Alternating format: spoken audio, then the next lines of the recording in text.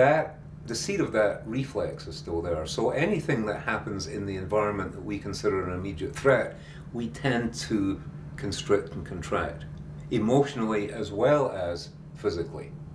And so there can be a chronic unfolding pattern rather than say the car backfiring as we're crossing the street. You know, that causes the immediate, oh man, and then we realize it's just the car, we go back to normal.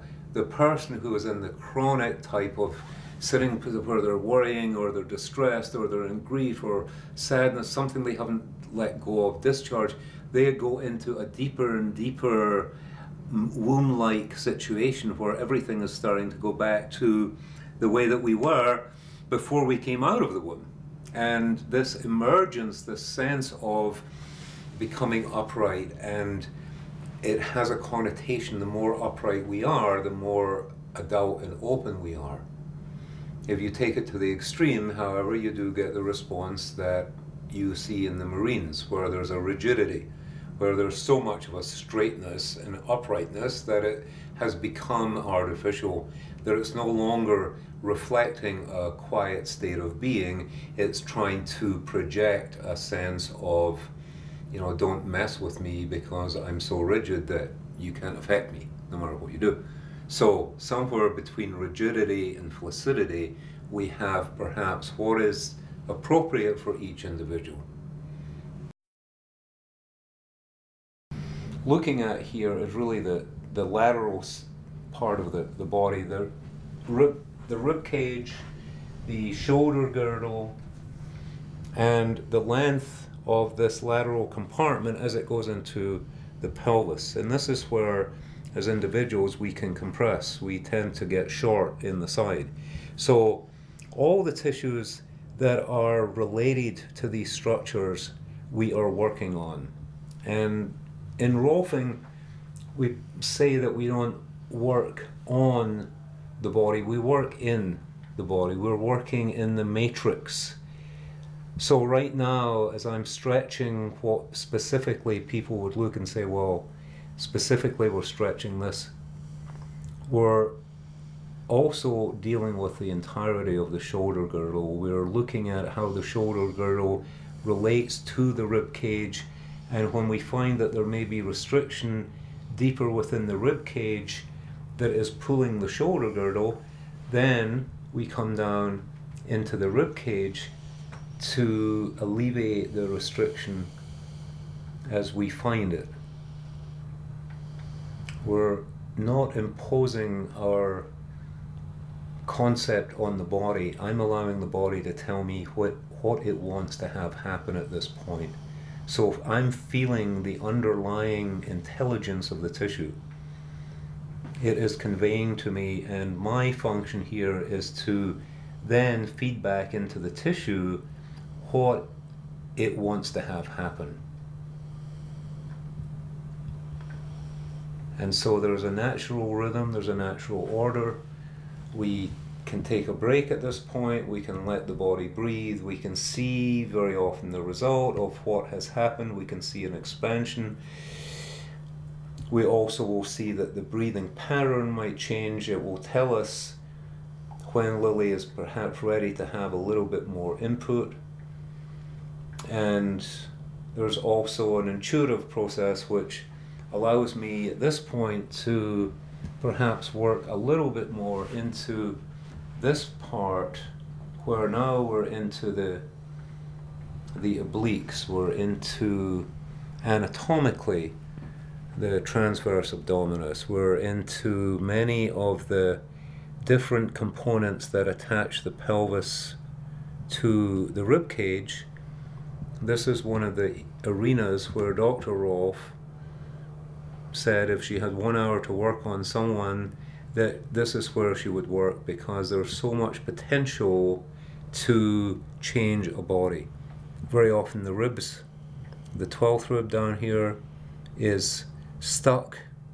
When I say stuck, I mean the connective tissues are tighter and more restricted than they need to be, and when we free that, someone immediately recognizes they can take a deeper breath. The sacred mirrors, I mean, he starts off with the essentially the atomic structure, you know, who we are at this level, then who we are at this level, at that level, at that level, at that level, at that level, and then moves to the energetic level, and within here, these are anatomically correct, brother. There's the acupuncture meridians. They're all anatomically correct in this plate. Mm-hmm. And that's the amazing thing about his work. And then over the grid, beyond that, how the individual energetically is connected to the larger grid, and what is the medium of communication between the larger grid and the individual. And so here it is again. It's the spine. It's the line of organization. It's the relationship between the individual and the large universe around or within, or the combination thereof, that there's no one part that is separate from anything else. And these are simply ways in which we can conveniently recognize aspects of who and how we are. And of course we, in the modern West, have isolated each of the things or each of the viewpoints and said, well, this is what we're looking at. We're looking at one part, and indeed we can't. We have to look at all parts at once. But how acupuncturists and Eastern medicine look at the body from the point of view as a gardener, and Western medicine looks at it as a mechanic. So Western medicine wants to replace parts and change your oil and look at something specifically and order a new part and put it in, give you surgery, things like that. But the Eastern doctor is looking at the soil and where you are and how much water you're getting and the relationship each plants are within each other. And it's this whole different holistic way of fundamentally viewing the body and how they interact together. Western medicine likes to forget that everything in our bodies are connected. And I really resonated with that because in a garden, you know, one thing is off and the whole system falls apart. You know, it was really applicable. It was cool. Yeah, that is interesting. It's a good way of looking at it. Mm-hmm. And of course our body is, comprised of the soil. Mm-hmm.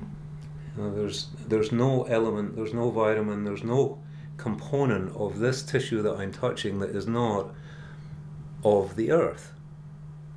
And the air component of the earth. So I'm including the atmosphere that we understand, that we know, and the earth itself are the elements that comprise the physical body. There's nothing I'm touching here that's not of the earth.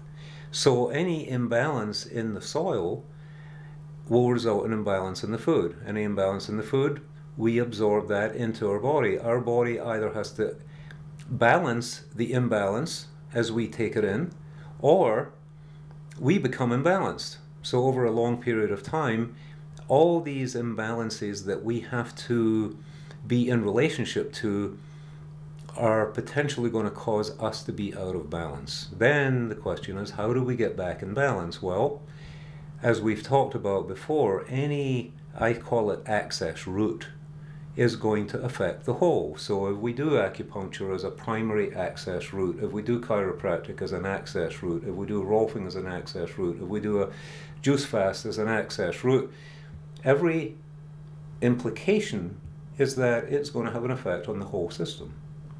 The question is sometimes, what is the most effective access route at this moment in time for this particular situation? So if we've got someone with a hip issue, specifically that is, say, not arthritic, it's not arthritis, it's not metabolic, it is mechanical, then one of the best access route is to free any of the surrounding tissues that may be restricted, that may be out of balance. It may be a childhood injury, it may be a running injury, it may have been something that caused the hip to be less than ideally organized. And if we can recognize where that is, not only in the hip, but also how has that affected the knee, the ankle, or is indeed the hip being influenced by something in the knee and the ankle that we need to look at first before the hip is going to organize. So the questions always are the same. You know, where we access, where the consequence of our action is going to be felt, and what do we need to do to at some point bring this to balance in this moment.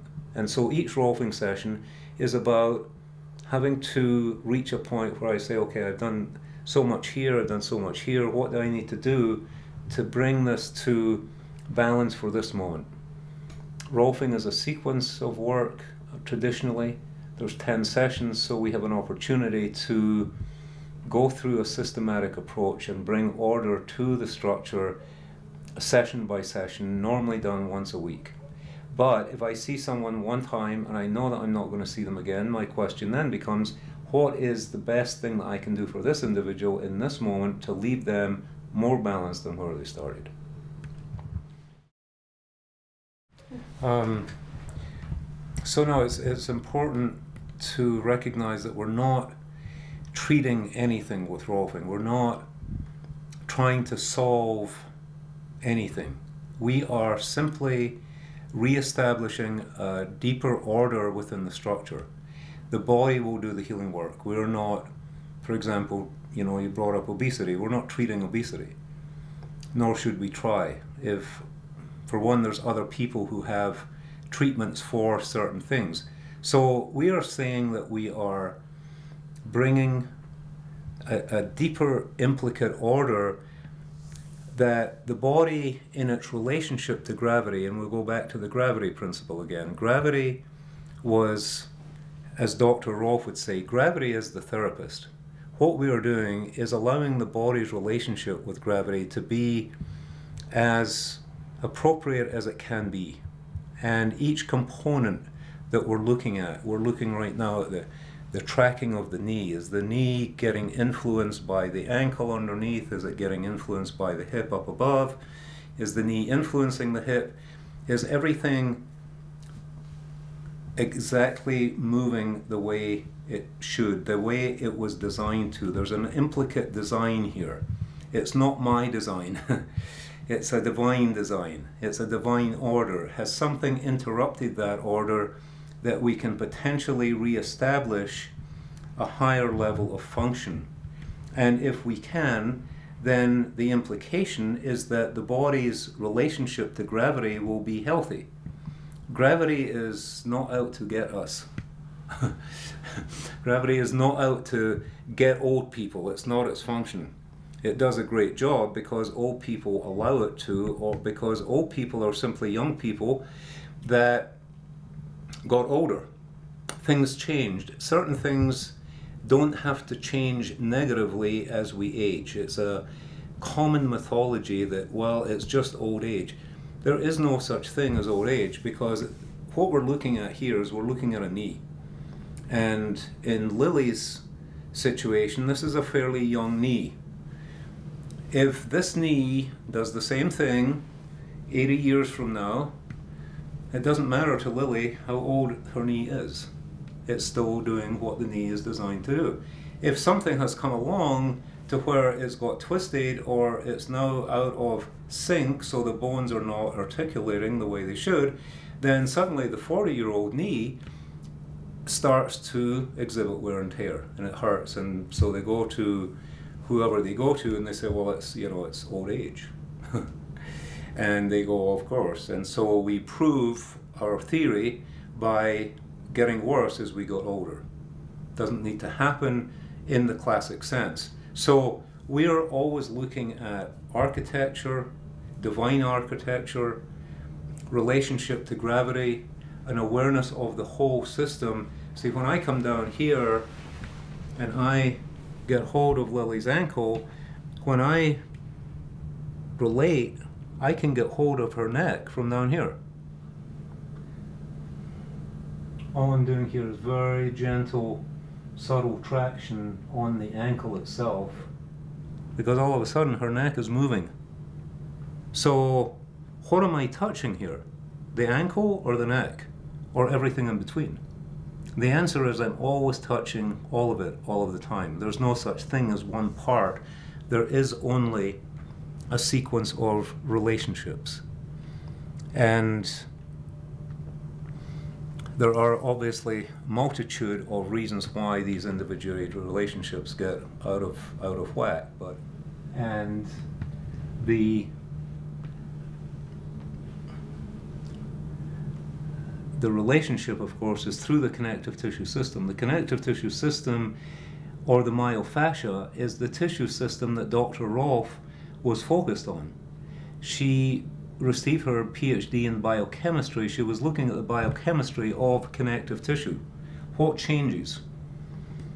Why does it change? And of course it gets dehydrated. It loses flexibility. If it dehydrates, if it lays down more minerals than it should, if there's less collagen, elastin, all these different components that can change the nature of the connective tissue negatively in its restriction. If we don't continuously stretch all these different arenas, then what we find is that this no longer moves. The connective tissue has become restricted. In that setting, if we get our hands there and we see if we can free the restriction, what we cause the body to do is absorb more water into that particular connective tissue. Now we get some rehydration. With the rehydration, we get more elasticity, we get more range of motion potentialized, and one thing leads positively to the next, so that we gradually restore what we would call normal function where it had been previously restricted.